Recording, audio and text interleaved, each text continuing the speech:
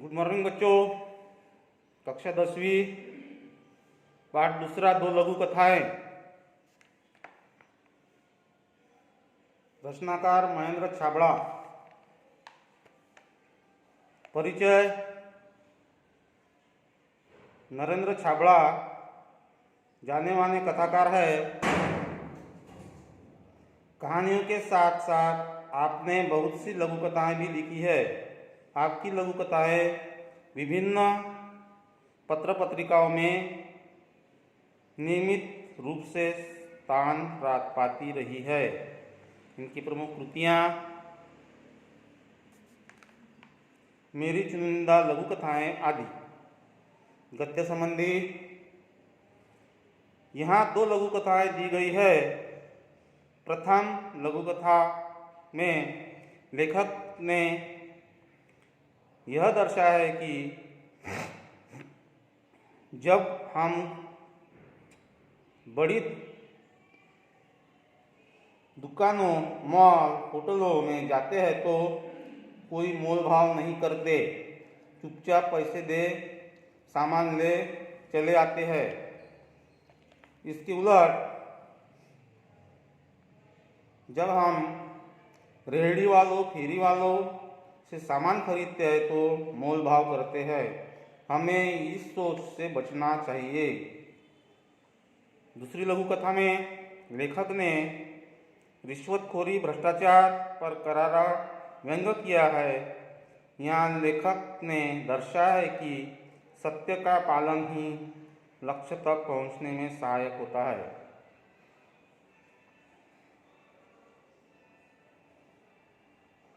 पहली लघु कथा कंगाल।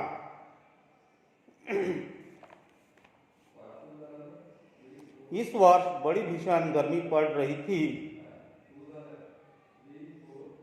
दिन तो अंगारे से तपे रहते ही थे, रातों में भी लू और उमस से चैन नहीं मिलता था।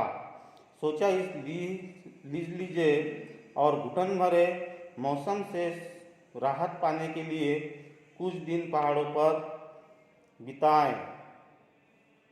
अगले सप्ताह ही पर्वतीय स्थल की यात्रा पर निकल पड़े।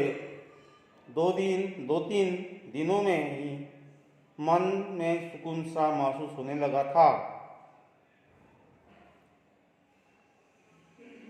वहाँ का प्राकृतिक सौंदर्य, हरे भरे पहाड़ गर्व से सीना ताने खड़े, दीर्घता सिद्ध करते वृक्ष, पहाड़ों की नीरवता में हल्का सा शोर कर अपना अस्तित्व सिद्ध करते झरने मन बदलाव के लिए पर्याप्त थे।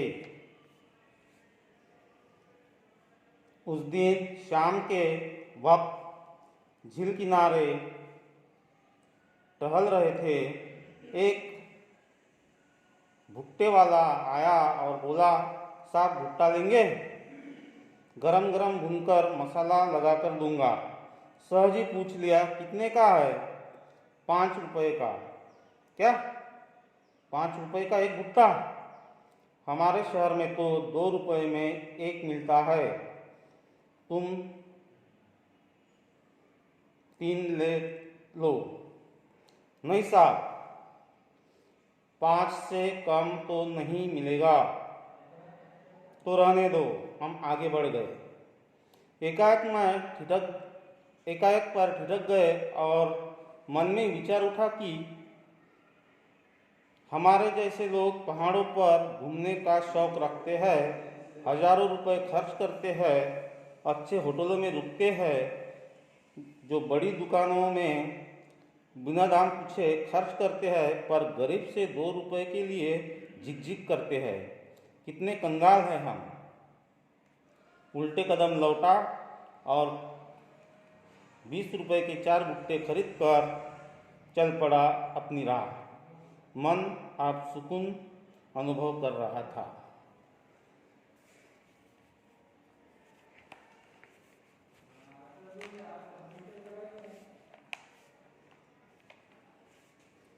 दूसरी लघु कथा है सही उत्तर।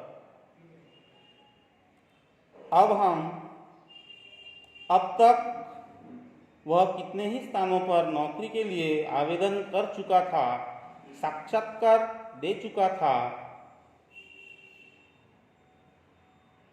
उसके प्रमाण पत्रों की फाइल भी उसे सफलता दिलाने में नाकामयाब रही थी। हर जगह भ्रष्टाचार, रिश्वत का बोलबाला होने के कारण योग्यता के बावजूद उसका चयन नहीं हो पाता था। हर ओर से अब वह निराश हो चुका था। भ्रष्ट सामाजिक व्यवस्था को कोसने के अलावा उसके वश में और कुछ तो था नहीं। आज फिर उसे साक्षात्कार के लिए जाना था। साक्षात्कार यानी इंटरव्यू, मुलाकात। अब तक देश प्रेम, नैतिकता, शिष्टाचार, ईमानदारी पर अपने तर्कपूर्ण विचार बड़े विश्वास से रखता आया था, लेकिन इसके बावजूद उसके हिस्से में सिर्फ असफलता ही आई थी। साक्षात्कार के लिए उपस्थित प्रतिनिधि मंडल में से एक अधिकारी ने पूछा, भ्रष्टाचार के बारे में आपकी क्या राय है? भ्रष्टाचार एक ऐसा कीड़ा है जो देश को घुन की तरह खा रहा है। इसमें सारी सामाजिक व्यवस्था को चिंताजनक स्थिति में पहुंचा दिया है। सच कहा जाए तो यह देश के लिए कलंक है। अधिकारियों के चेहरे पर हल्की सी मुस्कान और उत्सुकता छा गई। उसके तर्क में उन्हें रुचि महसूस होने लगी। दूसरे अधिकारी ने प्रश्न किया, रिश्वत को आप क्या मानते हैं? यह भ्रष्टाचार की बहन है। जैसे विशेष अवसरों पर हम अपने प्रियजनों, परिचितों, मित्रों को उपहार देते हैं।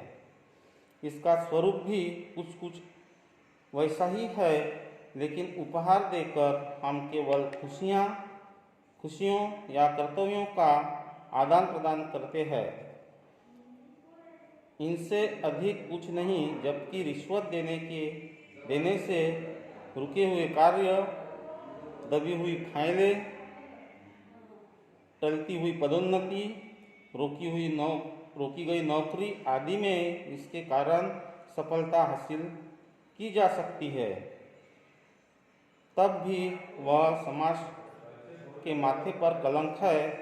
इसका समर्थन कतई नहीं किया जा सकता, ऐसी मेरी धारणा है, कहकर वह तेजी से बाहर निकल आया। जानता था कि यहाँ भी चयन नहीं होगा, पर भीतर बैठे अधिकारियों ने गंभीरता से विचार विमर्श करने के बाद योग के सही उत्तर की दाद देते हुए उसका चयन कर लिया। आज वह समझा कि सत्य कुछ समय के लिए निराश हो सकता है, परास्त नहीं। यहाँ पर ये पाठ समाप्त होता है। इसके प्रश्नोत्तर लिख लेना, बाकी बाद में देखेंगे।